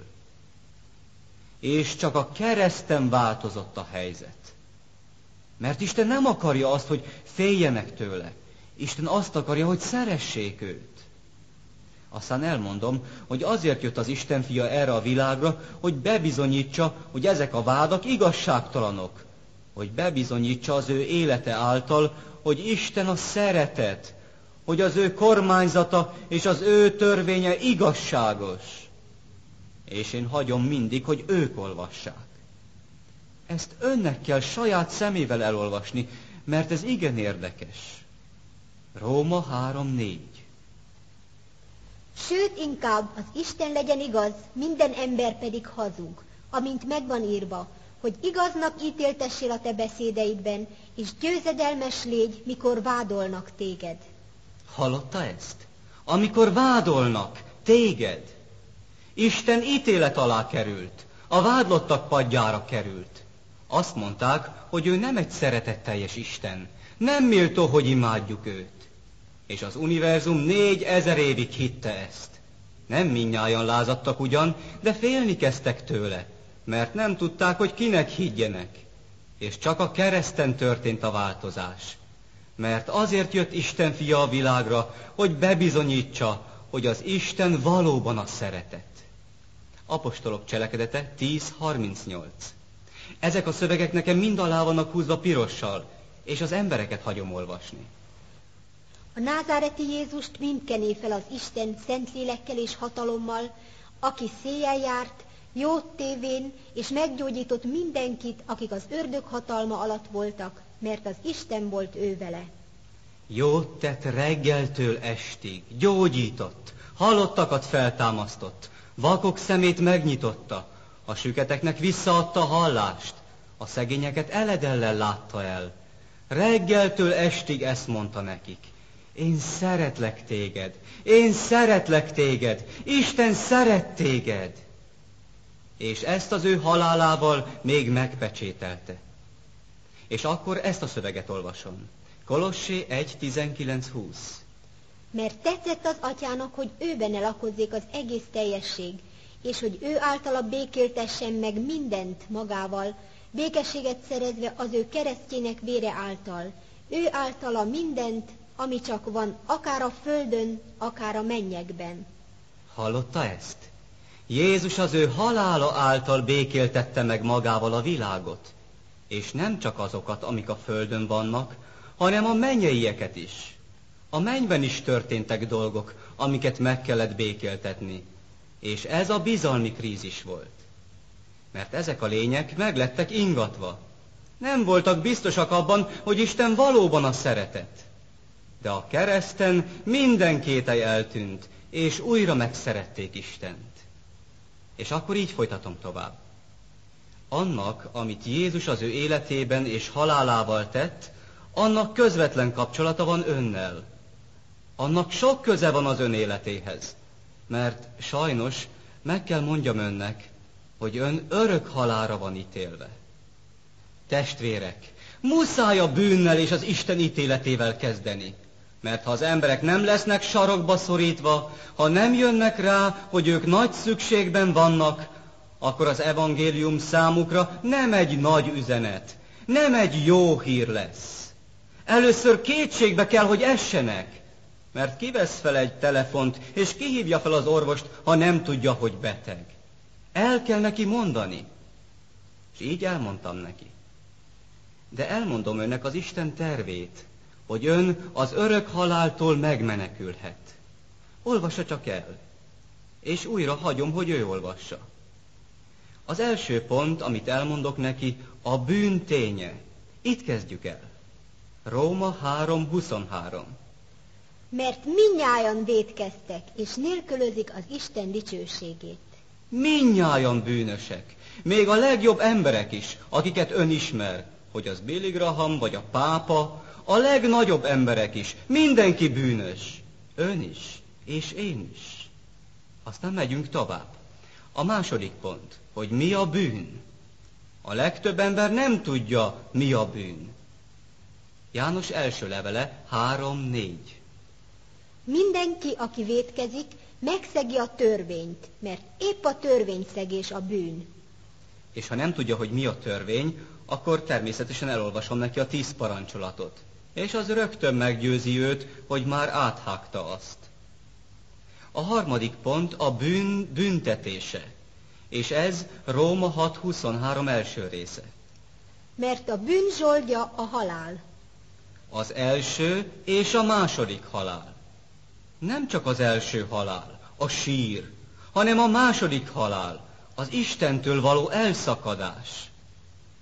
Most már nagyon kellemetlen kezd lenni számára, és akkor tovább megyek. A negyedik ponthoz. Ezt a büntetést ki kell fizetni. Nincs kiút. Zsidókhoz írt levél 9:22. És csak nem minden vérrel tisztítatik meg a törvény szerint, és vérontás nélkül nincsen bűnbocsánat. A vérontás azt jelenti, hogy ez életet követel. Valakinek meg kell fizetni a bűnért, amit elkövettünk. Valakinek fizetni kell. Vagy önnek, vagy valaki másnak, aki kész lefizetni ön helyett. És most jön a következő pontban az evangélium. A büntetést Jézus Krisztus fizette le. Péter első levele, 2. rész 24. Aki a mi bűneinket maga vitte fel testében a fára, hogy a bűnöknek meghalván az igazságnak éljünk, akinek sebeivel gyógyultatok meg. Látja? Jézus Krisztus a keresztre ment, hogy lefizesse a büntetést, amit ön érdemel. Most van egy élete önnek, amikor eldöntheti, hogy ön akar a saját vétkeiért meghalni, vagy pedig elfogadja Jézus áldozatát a maga helyébe. És most rögtön tovább megyünk. Ez a megváltás, amit Jézus tett értünk a kereszten, ez egy szabad adomány. Ezt ön nem tudja megvásárolni. Ez ajándék. Efézus 2:8-9. Mert kegyelemből tartattatok meg hitáltal, és ez nem tőletek van. Isten ajándéka ez, nem cselekedetekből, hogy senki ne kérkedjék. De ehhez alázatosságra van szükség. Nehéz adományt elfogadni. Ehhez alázatosságra van szükség. Közülünk a legtöbben megszolgálni akarnák a megváltást, mert ez igen megalázó, hogy ezt egyedül Jézus tette meg értünk. Nekünk pedig csak mint egy adományt el kell fogadni. Tovább megyek. Elfogadja ön ezt az adományt? Most, amikor itt vagyok a szobájában? Soha sem menjetek el egy embertől, amíg döntés elé nem állítottátok, hogy Jézust elfogadja-e, amíg beszéltek. Ez pont olyan, mint egy elárusító, egy ügynök, aki házról házra jár, bemutatja az áruit, és miután látja, hogy a vevő érdeklődik, bezárja a táskáját és elmegy. Soha sem, hanem előveszi a számlatömböt és kérdezi, mi az ön rendelése? Erőltetni kell, mert a Biblia sohasem mondja azt, hogy holnap, hanem a Biblia azt mondja, hogy ma, ha az ő szavát halljátok, ma van az üdvösség napja. Mert tudjátok, ti nem álltok egyedül abban a szobában, ott van egy harmadik személy is, a Szentlélek, és miközben adjátok nekik ezeket a Biblia szövegeket, a Szentlélek ezt mondja nekik, ez az igazság, ez az igazság, ez az igazság. Így fognak emberek megtérni. Nem ti miattatok, hanem azért, mert a Szentlélek ott van. És én mondom nekik, most fogadja el Jézust, és megadom neki a következő szöveget. János 1:12-13. Hogy meggyőzem afelől, hogy ő ezt most meg tudja tenni. Valakik pedig befogadák őt, hatalmat ad azoknak, hogy Isten fiaivá legyenek, azoknak, akik az ő nevében hisznek, akik nem vérből, sem a testnek akaratából, sem a férfiúnak indulatjából, hanem Istentől születtek. Ön egyszer már megszületett, de ahhoz nekünk semmi beleszólásunk sem volt, hanem azt a szüleink döntötték el. De most azt akarja Isten, hogy másodszor is szülessen meg, és ezennel már az ön akaratának is van beleszólása. Önnek kell eldönteni, hogy meg akar-e születni még egyszer, vagy nem. És Jézus azt mondta, hogy ha nem születünk újonnan, akkor semmiképpen nem mehetünk be az Isten országába. Ez a keresztényi életnek az alapja, a keresztényi élet kezdete, a startja, az újjászületés. Ez egy csoda. Teremtő erő jön ki Istentől, ha Jézust elfogadja, és új emberré alakítja át önt. Az én tapasztalatom szerint általában 10-ből 4 esetben ezt mondják.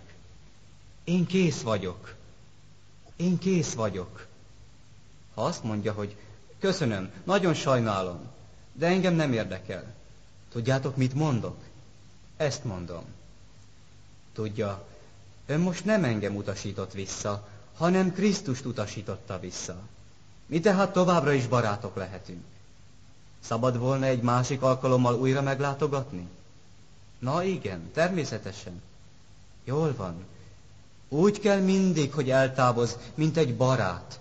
Sohasem megsértődni, sohasem haragosnak lenni, sohasem megsérteni. Kezet fogok vele, és mondom. A későbbiekben még szívesen meglátogatom. De 10 közül 4-en ezt mondják. Igen, én szívesen elfogadnám Jézust, de nem tudom, hogy kell azt csinálni. Éppen erre vártatok, hogy ezt mondja, és akkor segítesz neki. Én segítek önnek. Nézze, térdeljen le velem együtt, mert mi a királyok királya előtt térdelünk. Kulcsolja össze kezeit, mert jelképesen az egyik keze Krisztust, a másik keze pedig önt jelenti. És most szimbolikusan egyesül ön Jézussal, örökre. Aztán letérdel. Vagy előfordul, hogy az egész család, az asszony, a férj és a gyermekek is letérdelnek velem. Önök mondják utánam az imát, amit mondok. Minden mondatot, ha szívből gondolják. Kedves Jézus, köszönöm, hogy meghallottam ma, hogy a bűn miatt halálra vagyok ítélve. Ő ismételi. De most azt is megértettem, hogy ezt a halált te magadra vetted a kereszten. Ő ismételi. Köszönetet mondok ezért a nagy megváltásért. És ő megismételi. Én egy bűnös vagyok, és szeretnék megváltozni. És ő megismételi. Szeretnélek most elfogadni, mint az én uramat és megmentőmet. Ő megismételi. Ezen túl csak te érted akarok élni. És ő ismételi. Add nekem a te szent lelkedet. Takarj be a te igazságoddal. Formálj új emberré engem. Köszönöm, hogy elfogadtál. Jézus nevében, ámen. És aztán ezt mondom neki. Most ebben a pillanatban Isten gyermeke lett. Ebben a pillanatban a halálból az életre ment. De várjon már, Knechtlé úr, én meg sem vagyok keresztelve. Ennek nincs köze a keresztséghez. De én még csak egy gyülekezetnek sem vagyok a tagja. Ennek nincs köze a gyülekezeti tagsághoz. És rögtön hozom a következő szövegeket. János első levele 5-10-12. Hogy bebizonyítsam neki, hogy ő már most Isten gyermekévé lett. Most lett megmentve, ahogy itt ülök a lakásában. Aki hisz az Isten fiában, bizonyságtétele van önmagában. Aki nem hisz az Istennek, hazuggá tette őt, mert nem hitt abban a bizonyságtételben, amellyel bizonyságot tett Isten az ő fiáról. És ez az a bizonyságtétel, hogy örök életet adott nekünk az Isten, és ez az élet az ő fiában van. Akié a fiú, azé az élet. Akiben nincs meg az Isten fia, az élet sincs meg abban. Valóban elfogadta Isten fiát ebben az imában? Igen. Akkor mit mond a Biblia? Hogy most már élete van önnek. Most örök élete van. Új élete. Eddig halott volt az Isten szemében. Mind eddig a napig. Ma lett ön először élővé az Isten szemében. És ő mondja, ez csodálatos. Igen, de most megy még tovább. Most van legelőször képessége önnek ahhoz, hogy a bűneit megbánja. A bűnt nem lehet csak úgy megbánni, akkor, amikor akarjuk, hanem a megbánás is Isten ajándéka. Bánja meg most bűneit. És ezzel a 8. ponthoz érkeztünk. Apostolok cselekedetek 2.38. Péter pedig mondanékik, térjetek meg, és keresztelkedjetek meg mindnyájan a Jézus Krisztusnak nevében, a bűnöknek bocsánatjára, és veszitek a Szentlélek ajándékát. Minden héten rezerválok az ön részére egy estét, és felkészítem önt a keresztségre. Ide jövök önhöz a Bibliával és a Biblia tanulmányokkal, és előkészítem önt a keresztségre. Mert az lesz a nyilvános esküvő ön és Jézus között. Egyáltalán nem kell szégyelnie Jézussal egy örök kapcsolatot felvenni. És én nem fogok semmi nyomást gyakorolni. Nem siettetem, hanem önnek kell megmondani, hogy mikor van kész, mikor érkezett el az idő, amikor meg akar keresztelkedni. A következő pont. Most pedig azt szeretném, ha eldöntené, hogy nem akar többé Isten ellen vétkezni. Hogy Isten minden parancsolatát megtartja. Szeretetből, hálából, hogy Isten megmentette önt. Nem azért, hogy meg legyen mentve, hiszen már meg van mentve, már 5 perce, hogy meg van mentve, hanem szeretetből, hálából. És ekkor veszem János 15.10. Ha az én parancsolataimat megtartjátok, megmaradtok az én szeretetemben, amiképpen én megtartottam az én atyámnak parancsolatait, és megmaradok az ő szeretetében. Most első ízben van ereje, hogy megtarthassa Isten parancsolatait. Mert most a Szentlélek ott él az ön elméjében. Csak az ön akarata kell hozzá. Naponta mondania kell Istennek. Én akarom, én szeretném megtartani. És a Szentlélek megteszi azt, és meg fogja tudni tartani. Nem fog többet Isten parancsolatai ellen küzdeni, és vele ellenkezni. És most jövök az utolsó ponthoz, és ez a legnehezebb. Készen kell lennie, hogy naponta meghalljon a régi embernek, az énnek, a saját akaratának. Mert a mi kromoszómáinkban elődeinknek minden rossz szokása be van vésődve, és ha nem történik valami, akkor mélyen, mélyen visszaesünk a bűnbe. Úgyhogy azt naponta meg kell ölni, meg kell bénítani, paralizálni kell. Ezentúl egy egész új gondolatmenete kell, hogy legyen, és ezt csak a Szentlélek által lehet megtenni. De önnek akarnia kell, kész kell lennie, hogy az én teljesen meg legyen bénítva. Galata 2.20. Krisztussal együtt megfeszítettem, élek pedig többé nem én, hanem él bennem a Krisztus, amely életet pedig most testben élek, az Isten fiában való hitben élem, aki szeretett engem, és önmagát adta értem. Én nem élek többé, hanem Krisztus él bennem. Ha viszont ez a személy egy zsidó, akkor ezt nem csinálhatjátok így. Akkor ezt a 10 pontot mind az Ószövetségből kell bebizonyítanotok. Mert egy zsidó nem fogja nektek rögtön az új szövetséget elfogadni. Én most nem olvasom fel ezt a 10 szöveget, de bemondom nektek, hogy rajta legyen ezen a szalagon. Az első a bűn ténye. Ézsaiás 1.5.6. Mi a bűn? Mózes második könyve 20, 1-től 17-ig. A bűn büntetése. Ezékiel 18.4. A büntetést muszáj lefizetni. Mózes harmadik könyve 17.11.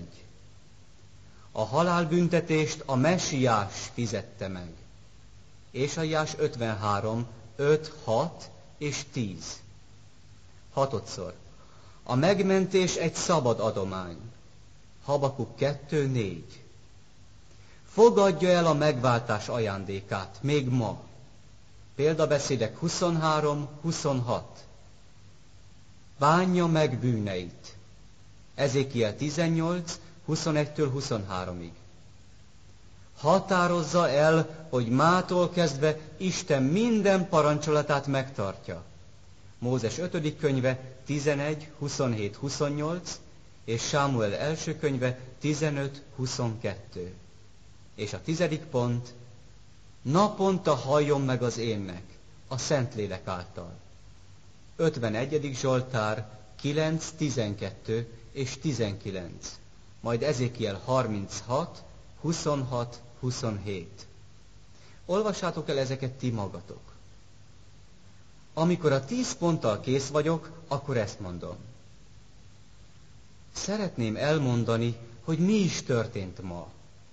Életének ez a legnagyobb napja. Először is újjászületett. János 3:8. A szél fúj, ahová akar, és annak zúgását hallod, de nem tudod, honnan jön és hová megy. Így van mindenki, aki lélektől született. Másodszor. Isten megbocsátotta minden bűnét, amit a múltban elkövetett. János első levele 1:9. Ha megvalljuk bűneinket, hű és igaz, hogy megbocsássa bűneinket, és megtisztítson minket minden hamisságtól. A harmadik, ami ma történt, hogy Isten előtt ön igazzá lett. Róma 5:1. Megigazulván azért hitáltal békességünk van Istennel, ami Urunk Jézus Krisztus által. A negyedik, most megkapta az örök életet. Az élet csirája van most önben. És ez János első levele 5:11-12-ben van. És ezt már olvastuk. Akié a fiú, azé az élet. Az 5. dolog. Most a Szentlélek önbe beköltözött. Teste Isten templomává, Isten házává lett ma. Isten él önben. János 14:15-17. Ha engem szerettek, az én parancsolataimat megtartsátok, és én kérem az Atyát, és más vigasztalót ad nektek, hogy veletek maradjon mind örökké. Az igazságnak ama lelkét, akit a világ be nem fogadhat, mert nem látja őt, és nem ismeri őt. De ti ismeritek őt, mert nálatok lakik, és bennetek marad. Ez a Szentlélek minden igazságra elvezeti önt, és abba az egyházba, aki mind ezeket az igazságokat vallja, és hiszi. A Szentlélek lesz az ön tanítója. 6. Isten szüntelenül, töretlenül önnel fog élni. Akárhová megy, Isten mindenhová elkíséri önt, az élet minden szituációjába. És ez Mózes második könyve 33:14-ben van. Az Isten jelenléte szüntelenül önnel van. És mondta, az én orcám menjené veletek, hogy megnyugtassalak? 7. Mától kezdve minden imáját meghallgatja az Isten. Néha negatívan, néha pozitívan fog válaszolni rá. Mert az Úr tudja, hogy mi hasznos önnek. És ha valami olyasmit kér, ami káros lenne, akkor azt nem fogja megadni. Például, ha tudja, hogy ön nem jól kezelni a pénzt, hanem az csak vesztét okozná, akkor megtiltja az ördögnek, hogy milliókat adjon önnek. A szegénység sokszor egy áldás, mert közülünk sokan egyáltalán nem tudják kezelni a pénzt. Sokan csak tönkretennénk magunkat vele. Tehát mindazt, ami az önjavát szolgálja, azt meghallgatja. De ha azért imádkozik, ami nem lenne jó az ön életében, azt nem fogja megadni az Úr. És ez János 15:7-ben áll. Ha én bennem maradtok, és az én beszédeim bennetek maradnak, kérjetek, amit csak akartok, és meg lesz az néktek. 8. Krisztus fogja tartani önt ezentúl. Mi nem tudunk hűségesek maradni Krisztushoz a saját erőnk által. Ő kell, hogy tartson minket. János 10:28. És én örök életet adok nekik, és soha örökké el nem vesznek, és senki ki nem ragadja őket az én kezemből. Sem sátán, sem démon, sem ember nem tud bennünket Krisztus kezéből kiragadni. Csak ha mi szabad akaratunk folytán Krisztust elvetjük, és nem akarunk hinni benne, akkor elveszíthetjük őt. A 9. dolog. A Szentlélek minden igazságra elvezeti. János 14:26. Ama vigasztaló pedig a Szentlélek, akit az én nevemben küld az Atya, az mindenre megtanít majd titeket. És az utolsó pont. Mindegy, hogy ezentúl mi történik életében, jó vagy rossz, az mind az önjavát szolgálja. Ebben erősen kell hinni. Ez olyan kell, hogy legyen, mint egy oszlop, amely megingathatatlan. Ebben nem szabad kételkednie.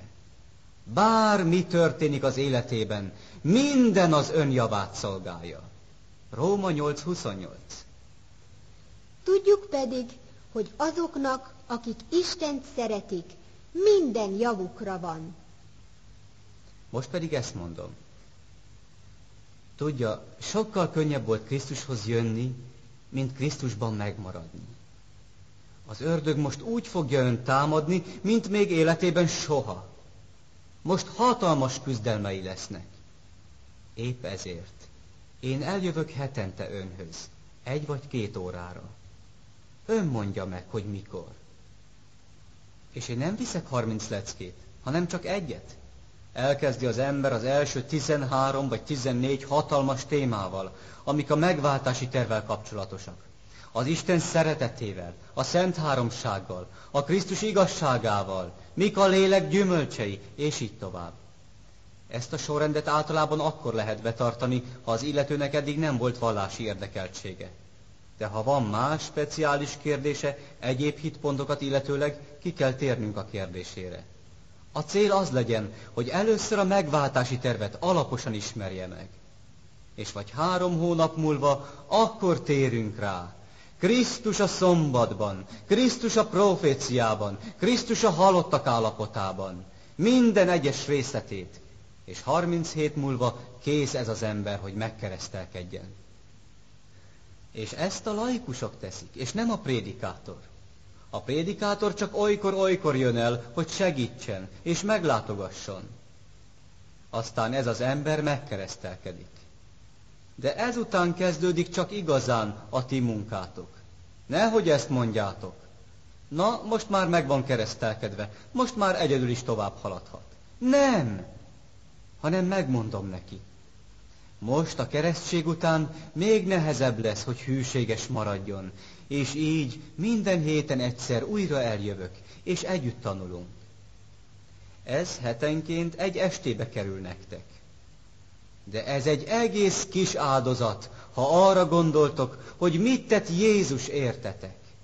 Én évek óta teszem ezt, és ez egy csodálatos munka. Éppen most fogok találkozni Rockefellernek egyik legnagyobb alkalmazottjával, aki milliókat áldoz évente jótékonysági célokra. És hogyan történt ez? Úgy, hogy egy partin, egy vacsora alkalmával újra láttam őt. Megláttam, hogy éhes. És amíg a többi ember szórakozott, én ott az egyik sarokban elmondtam neki az evangéliumot.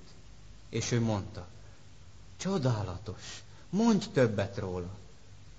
És én odaadtam neki a jelenéseket kazettán, mert ez érdekelte őt. És mondtam, tanuljunk együtt. És én hetenként 1 estét arra áldozok, hogy elmegyek hozzá, és előkészítem őt a keresztségre. Egy figyelmeztetés. Ha az illető 5, 6 vagy 8 lecke után nem dönt, hogy elfogadja azt, amit tanítotok neki, akkor hagyjátok abba.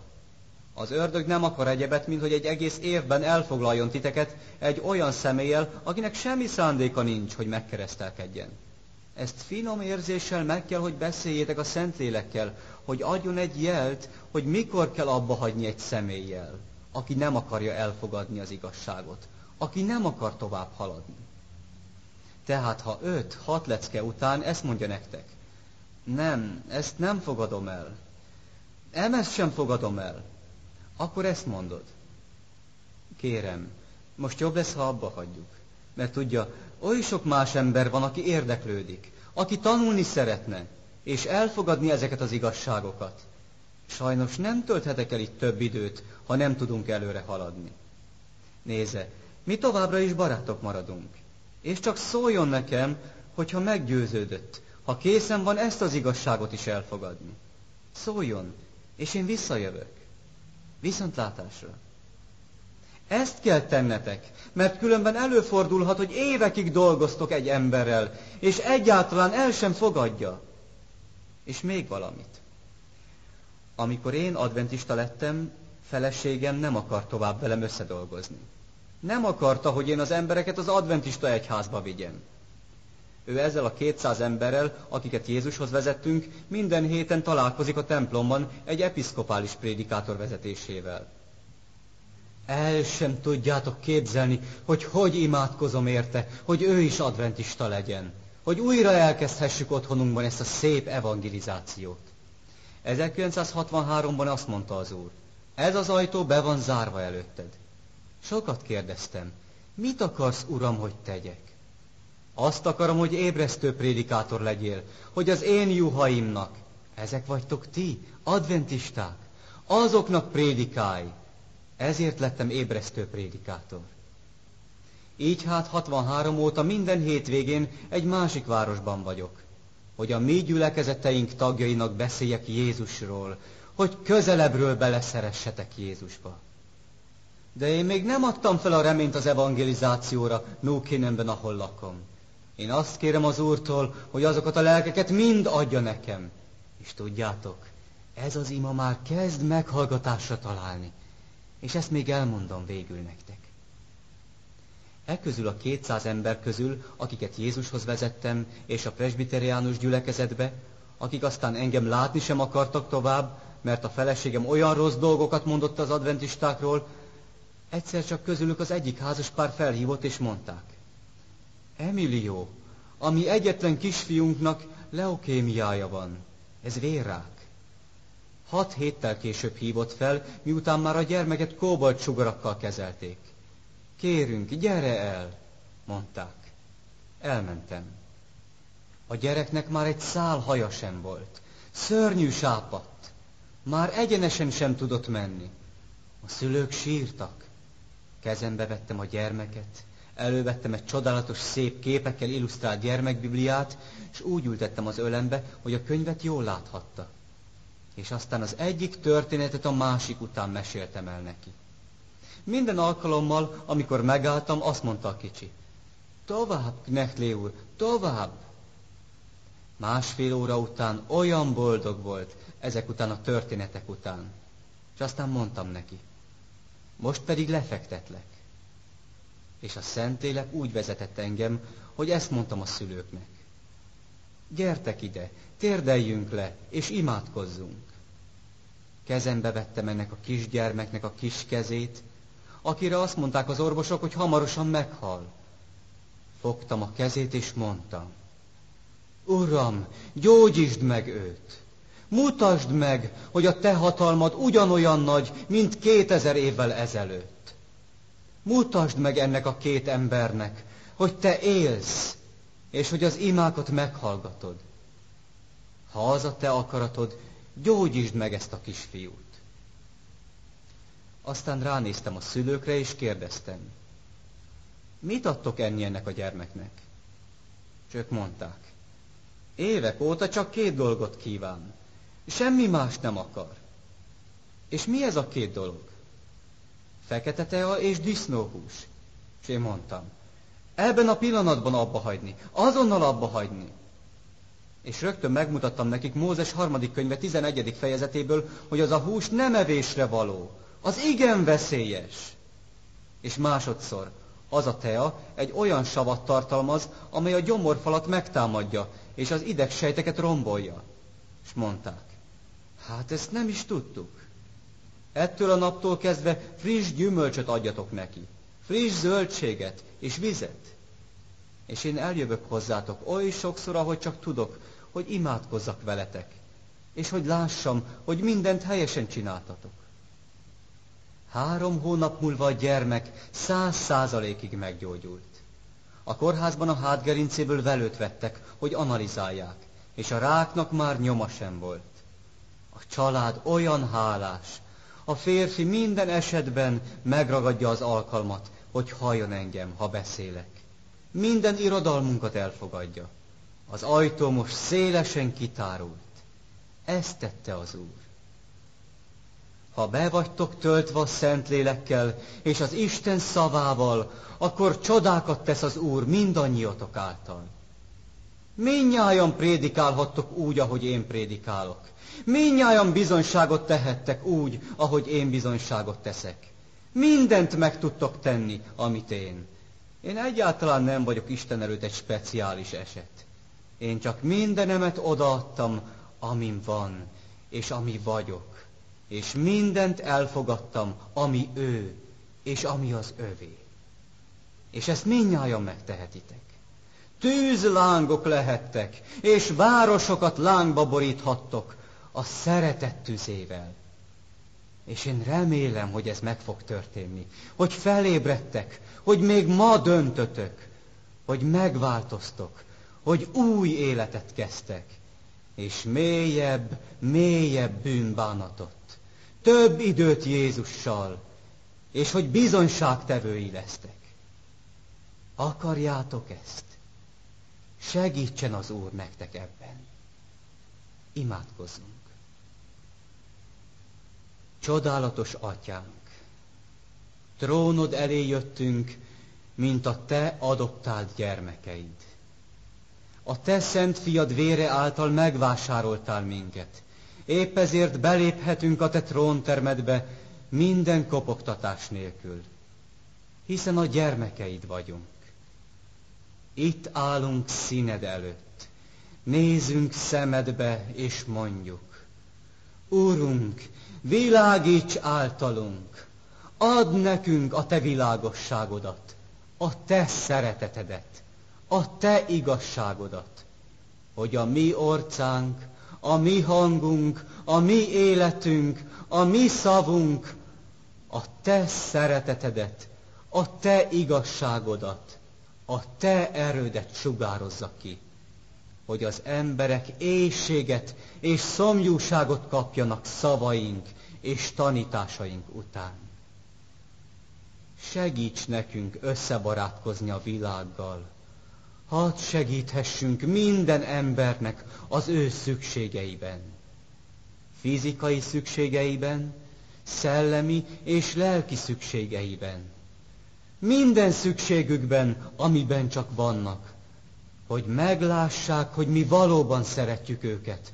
Hogy nem csak adventistává akarjuk tenni őket. Meg kell, hogy lássák, hogy mi szeretjük őket, függetlenül attól, hogy hozzánk jönnek-e vagy nem. Segíts, hogy úgy tudjunk szolgálni, mint ahogy te szolgáltál, Jézusunk. Köszönjük, hogy a Biblián keresztül pontosan megmondod, hogy hogyan kell ezt tenni. Ezt meg akarjuk tanulni, és a te példádat követni. Köszönjük sok gyermekedet mindenütt a világon.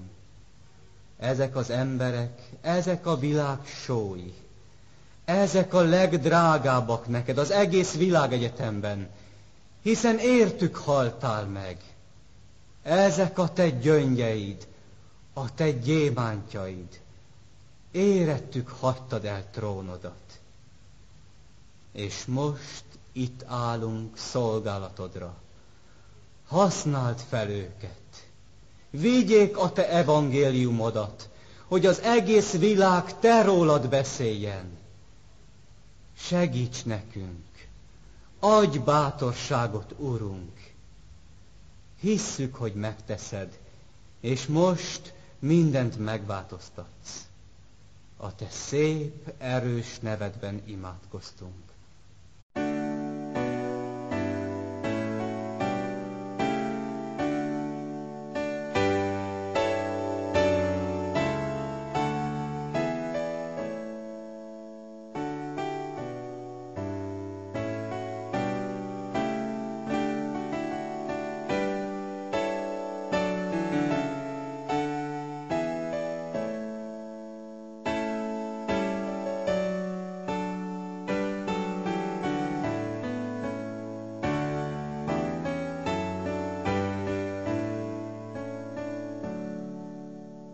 Vonj engem, Jézus, mint közeled,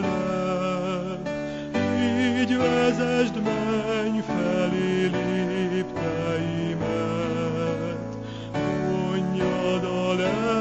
lelkem vonz el ide, benned lel békét, és ott megpihen.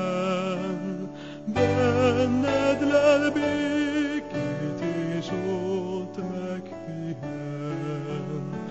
Vonj engem, Jézus, még közelebb, bűnterhes szívemet nyújtom neked. Bízom, hogy így is elfogad